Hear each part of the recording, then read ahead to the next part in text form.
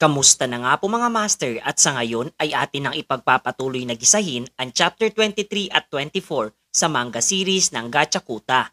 Kaya't atin na nga pong agarang umpisahan. Makalipas ang 6 na oras at ating makikita nga etong si Folio na pilit na pinapahinto etong si Rudo sa pagkilos. Buhat nang ninanais itong tahaki na sa kasalukuyan etong kinaroroonan aniya ng babaeng nasa Forbidden Zone. Galit na galit nga siya sapagkat doon nga raw niya makukuha ang mga kasagutan sa kanyang mga katanungan. Subalit pinento naman siya nitong si Engine sapagkat kinakailangan nga daw niya munang maging handa kung plano niyang puntahan ang nasabing lugar dahil ba itong napakadelikado. Naninirahan nga daw itong babae sa gitna ng Forbidden Zone at kung magiging padalos-dalos siya ay kamatayan lamang ang kanyang sasapitin. Magkasama nga raw silang tatahakin ang lugar na iyon at ang importante sa ngayon ay ang mapag-aralan niya ng mabuti ang kaparaanan ng paggamit ng kaniyang kapangyarihan. Idagdag pa nga raw sa kanilang alalahanin etong mga asurot na vandals na kapwa nga mga givers din. Hindi nga daw lahat ng tao ay mabuti at marunong magpahalaga.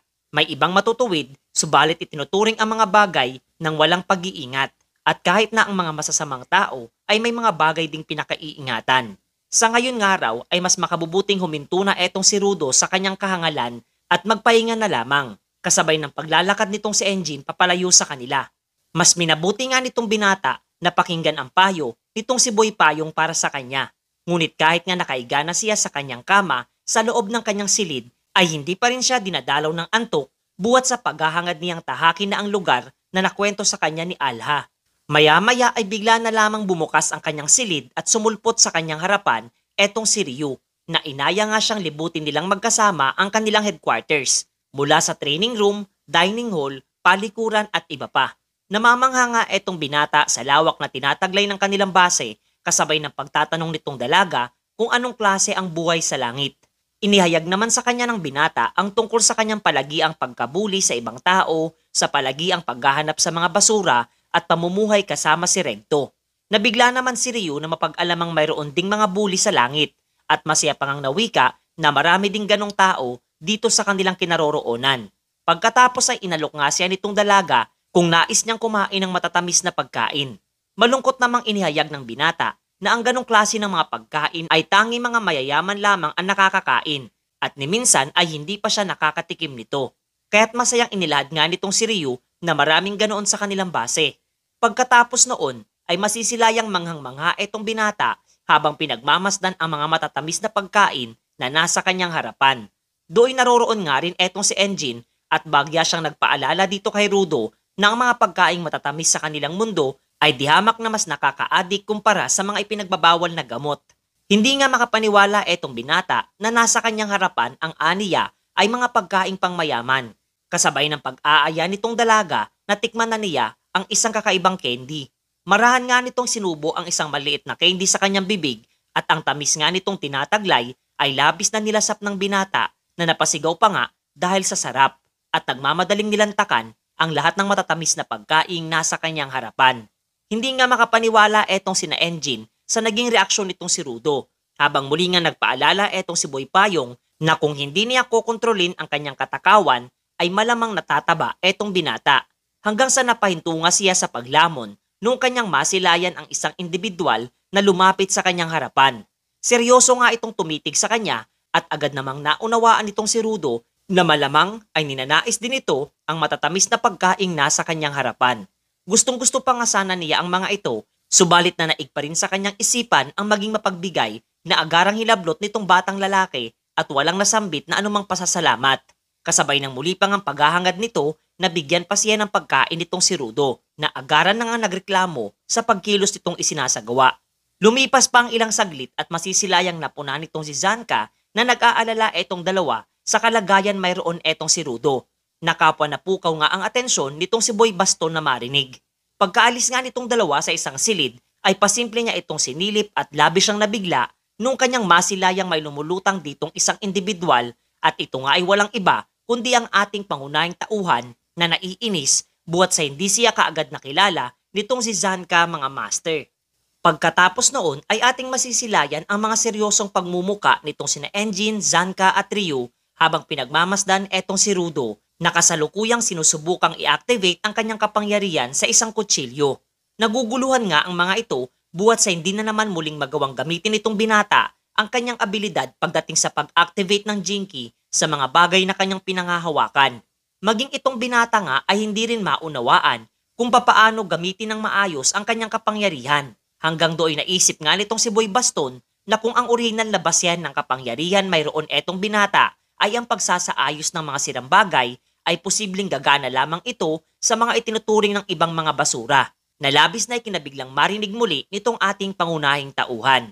Kung kaya't napagpasyan nga nilang manguha at mangalap ng ilang mga sirang bagay, gayon din kasabay na inutusan nga itong si Rudo nitong si Zanka na muli ay kumuha ng isa sa mga ito. Pinili nga nitong binata ang isang ruler protractor at ilang sandali lamang ang lumipas ay biglaan na itong nagpalit ng kaanyuan. Gamit ang abilidad, mayroon etong ating pangunahing tauhan. Pinuri naman ang kanyang nagawa nitong si Engine, gayon din ang kausayan di umano sa pag-aanalisa ng kanyang trainer na walang iba kundi etong pasimpleng natutuwang si Zanka, na isinaad na itong araw ay isa sa mga rason kung bakit hindi dapat maliitin ang kakayahan mayroon ang mga kagaya niyang ordinaryong tao. Nagpasalamat naman sa kanya etong si Rudo at kapwa nga napagpasyang subukang muli ang kanyang kapangyarihan dito sa iba pang mga bagay. Katulad na lamang nitong sirang takore na kaagad nga nagpalit ng kaanyuan.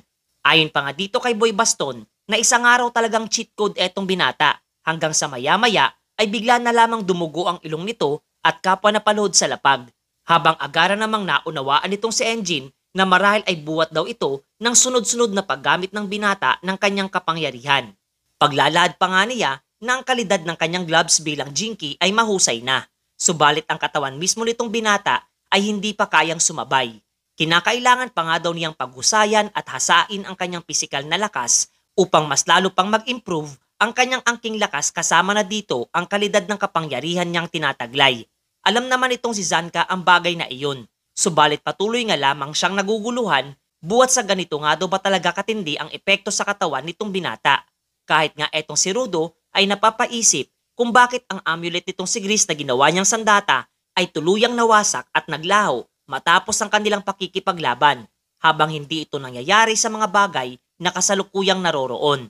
Sumabat naman sa kanilang usapan etong si Ryu at isinaad na posibleng dahil nga daw ang mga ito ay nagtataglay ng time limit at marahil kapag nagawa na ng mga nasabing bagay na maisakatuparan ang kanilang pinakapakinabang ay tuluyan na ang mga itong mawawasak nang walang anumang pinagsisisihan.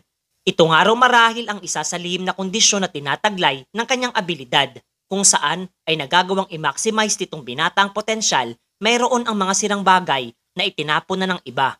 Sinang-ayunan naman siya nitong sina Zanka at Engine sa naturang hinala at literal na nagagawang ilabas nitong binata ang buong pakinabang ng isang bagay. Kaya't huwag na nga raw sanang sisihin pa nitong si Rudo ang kanyang sarili sa pagkasira ng amulet mayroon etong si Gris, sapagkat tinulungan nga daw siya nitong magamit ang kahilingang tinataglay ng nasabing bagay. Do'y tuluyan ngang napagtanto nitong binata na marahil ang kanyang tunay na abilidad ay hindi sumira ng mga bagay, habang napag-usapan nga din nila ang nasambit nitong si Jabber hinggil sa isang araw series etong kanyang pinanghahawakang gloves na hindi nga rin niya alam kung ano ang kahulugan nito. Gayon din natanong nga siya nitong tatlo kung ano ang pangalan ng nasabing gloves na kanyang pagmamay-ari. Hindi naman ito naiisip ng binata, habang eto namang tatlo ay may kani-kaniyang katawagan na ng kanilang mga bagay na pinanghahawakan at tinahangad na mas mainam na bigyan nga niya ito ng isang pangalan. Sa ibang dako naman ay ating masisilayan etong sina Jabber na ngayon nga ay nakabalik na sa kanilang base at kasalukuyang tinahak ang silid nitong kanilang tumatayong leader kasabay ng pag-iisa-isa ng mga nakalap na impormasyon, lalo na etong Watchman series na pinangahawakan di umano ng isang sky person na nagngangalang Rudo mga master.